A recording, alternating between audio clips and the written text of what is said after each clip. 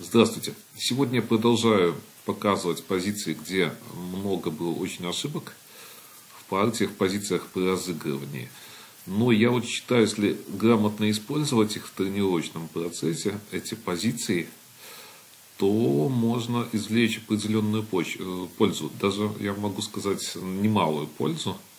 Что-то легче, что-то сложнее. Ну, давайте смотреть.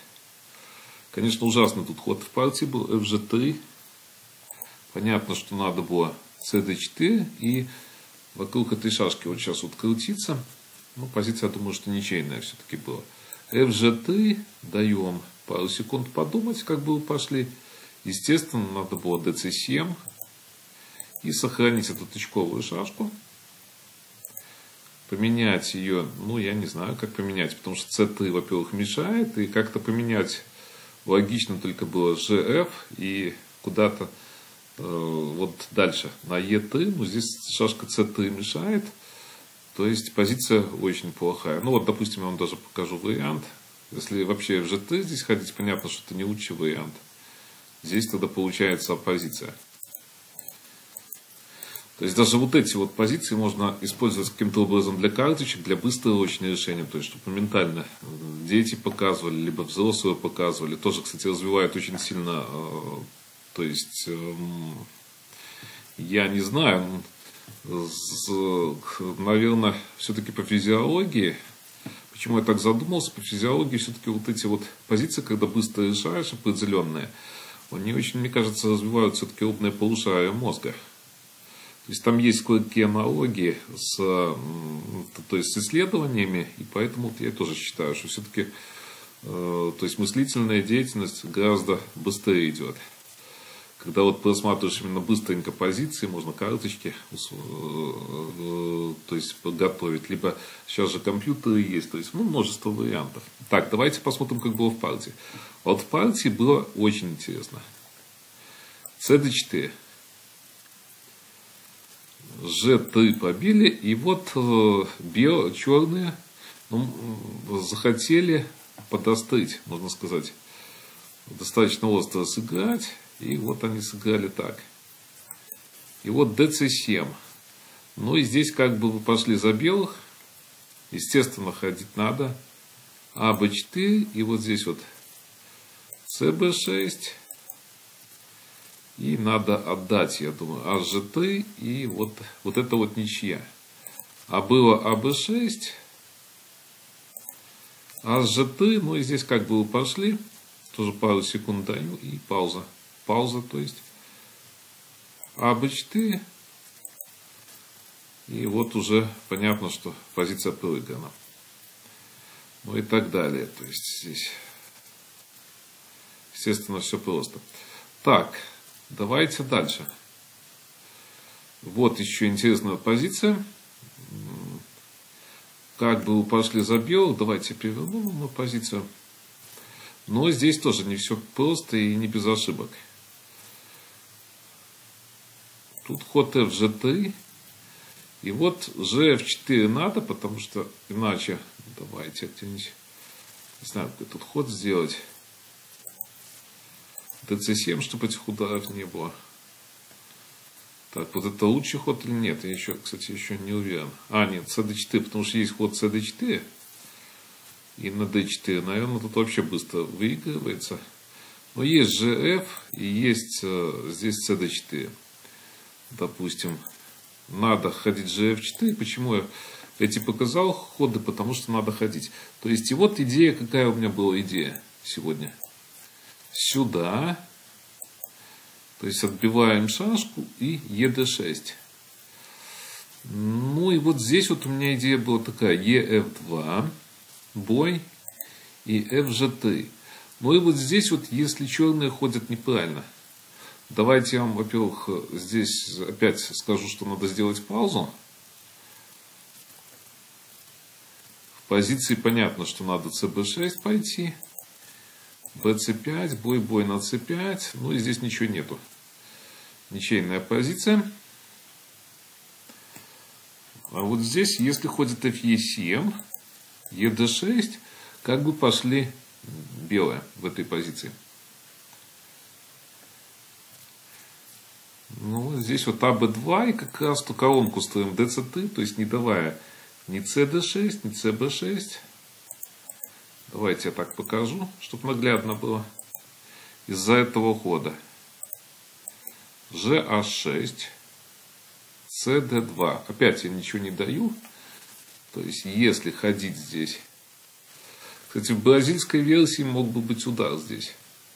FG5 отдали, побили и DE7. То есть, надо бить 2 и тогда бьем 3. Кстати, бьем 3 тоже без дамки. То есть, еще раз, вот бразильская версия FG5, потом на E7 и вот так вот 3 шашки. Ой, 4, я извиняюсь. Здесь, если HG5, то DC5. Ну, непонятно, как тут ходить. Конечно, все выиграно. На CD2. И если вот сделать вот этот ход, то получим так. Может, DC7 это тоже вот... Наверное, давайте вот так вот выиграем. Потому что смотрю, выигрышей, наверное, достаточно много. Допустим, сюда. CB, дабы на CB6 пойти HG5. Ну, вот здесь опять непонятно, что делать. Если сюда, то сюда просто. Ну, то есть, вы можете убедиться в том, что ходов нету. На EF6 и B5. То есть, есть какие-то вот эти варианты, но они плохие, естественно. Вот такая вот позиция. Так. CD2, ну вот больше ничего я не вижу, в принципе, наверное, на этой позиции мы закончим и будем искать дальше, что было. Так, вот чуть-чуть не эта позиция. Да, вот давайте к этой позиции остановимся, точнее сказать, на этой позиции. Я переверну доску. И вот здесь я думал, честно говоря, в этой позиции, что выигрыш черных. Но сегодня игралась эта позиция. Это у меня все было в расчетах. И вот покажу, как мои расчеты, в принципе, не сошлись с действительностью практически. Вот, я считал, что BC5 и у меня суперпозиция. Почему я считал, что BC5 и у меня суперпозиция, сейчас объясню.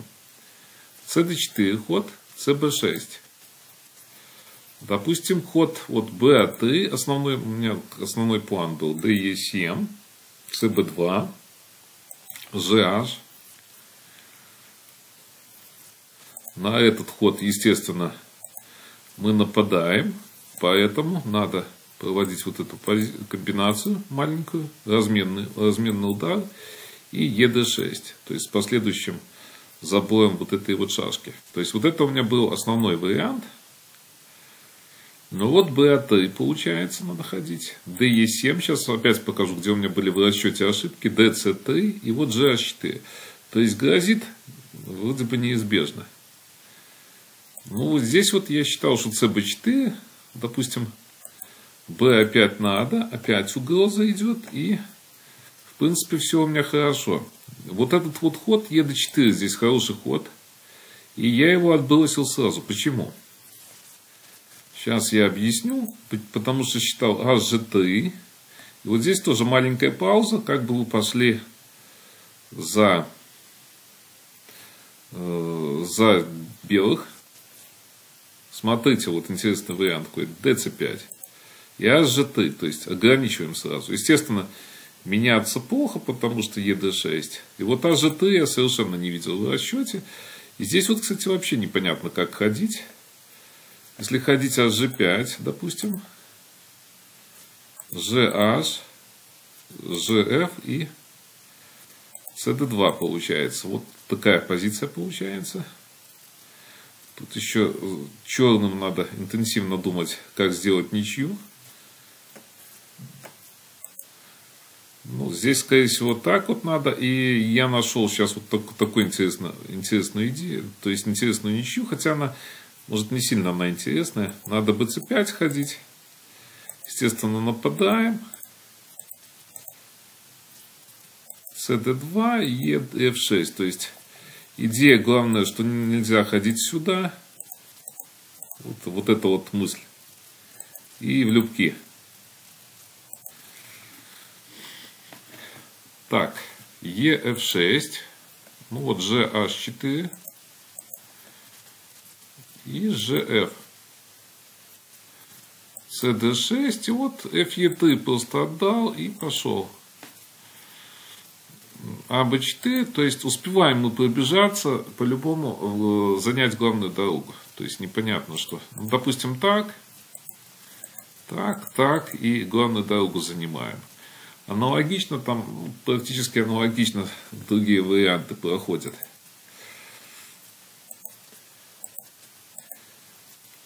Так, давайте еще что-нибудь посмотрим. Ну вот GH4, CB4. И вот, к сожалению, да, вот у меня разочарование произошло. ED4 абсолютно не видел. На CD2, понятно, можно и HG. Хотя вот мне казалось, что FG5 ход хороший. Но опять вот ситуация такая. BC5 можно. Так. Ну вот я... Ой, нет, подождите, здесь, ну, совсем просто. А нет, вот да, я считал, что это хорошая позиция, но здесь тоже, наверное, все-таки ничего нету. Давайте поанализируйте, почему нету. Вот пару секундочек. Сюда и вот сюда. Вот такая вот позиция получается. Тоже ничего нету. Далее. Ну вот на ED4. HG3 нельзя, как я вам сказал. То есть вот это вот ни к чему, точнее сказать, не ведет. Допустим, на ED4. И вот этот вот ход ведет BC5. Тоже ничейная позиция. Еще надо тут...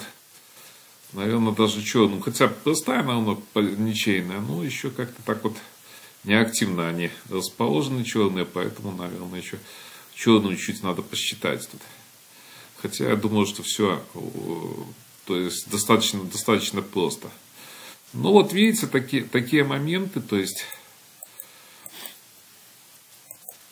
Так, еще основные, какие я хотел основные моменты здесь. Ну вот BC3, да. Так, на B3 тоже HG3 решается. То есть вот это я все показал. Так. Вот такая вот позиция. Ну вот видите, CD2 тоже FG5, как я показывал, BC5. И тоже ничего нету абсолютно. Так, а вот здесь вот давайте вернемся к этой позиции еще чуть-чуть. В партии было BA5. И надо HG3, потому что на BA3 вот этот вот ход делается, CB6, и ходить-то, собственно говоря, непонятно куда. То есть на HG3 уже надо сдвигать шашку CB2 и вот этот ход DC5. Тоже такая вот рогатка, русская русских шашках рогатка, то есть позиция ужасная, конечно. Наверное, я думаю, я вот не смотрю, не вижу тут вообще ничего, собственно говоря, за белых. Так, вот эта вот позиция. Дальше. HG3, надо нападать. GH4. И вот я сейчас покажу тоже интересные моменты, как вот можно получить не совсем хорошую позицию. GH2. Ну, на что рассчитан ход GH2? Это, прежде всего, вот на этот ход. На DE5 и вот сюда. Вот такая вот идея стоит. Я здесь меняюсь, допустим, вот здесь так, не допустим, а меняюсь.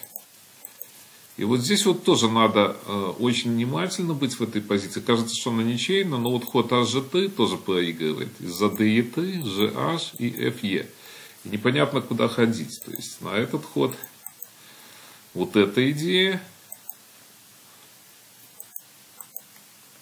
А на вот этот вот ход сразу возникает ужасная вот эта висячая отсталая шашка, висячая, то есть которая никуда не ходит. И, конечно, позиция выиграна. А вот так, давайте я вам покажу, что тут.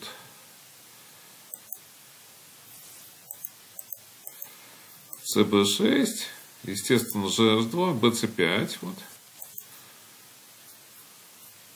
Но вот здесь надо DE3 ходить.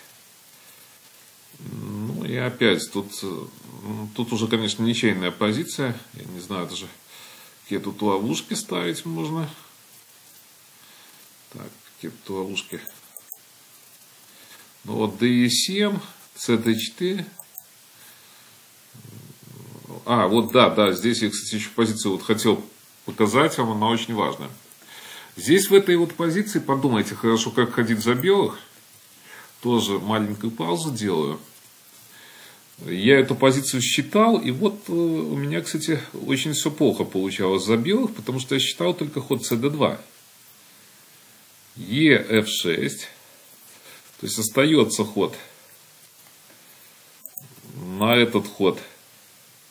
Так, собственно, по-моему, в партии вот так вот, кстати, я сыграл, в партии так вот и было, и непонятно, что делать с этой вот идеей.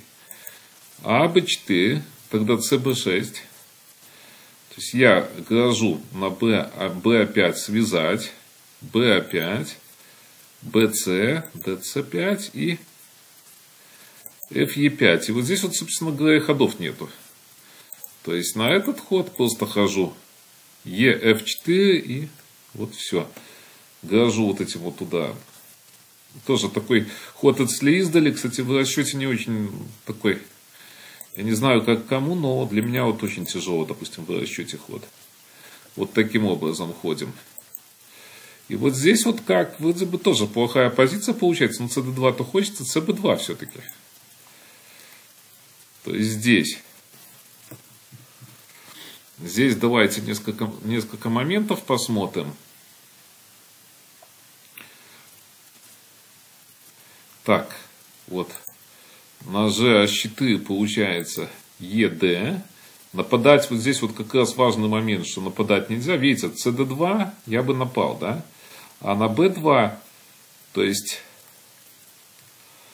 Так, нет, там я EF6 ходил, там вытягивает, там другая позиция, я извиняюсь. Здесь получается тоже вот идея такая же, что нападать нельзя, потому что EF6, EF6.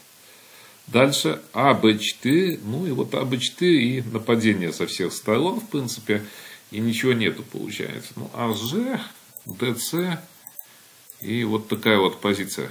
Ой, нет, я извиняюсь, я перескочил. Такая вот позиция. Дальше, ЦБ2 опять. ЕФ6, то есть по этой же идем, по этой же стратегии АБ4. Ну, давайте попробуем.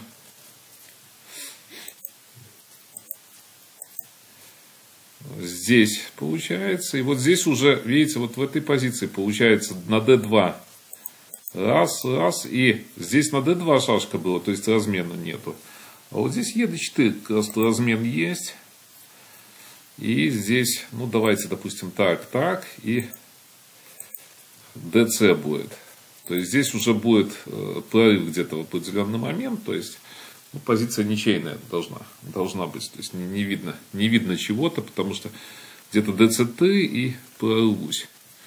Ну вот, видите, тоже очень важный момент. Кажется, что CD2 хороший ход, но он по-настоящему, то есть проигрывает, не вижу я тут чего-то, а вот именно CB2. То есть в таких даже 5 на 5 позициях надо быть очень внимательным и смотреть, то есть просчитывать все варианты. Но я не знаю, вот как я уже сказал, сегодня такая неоднозначный выпуск, можно сказать. Не знаю, кому-то понравилось, кому-то нет, но какой получился. Итак, до новых встреч.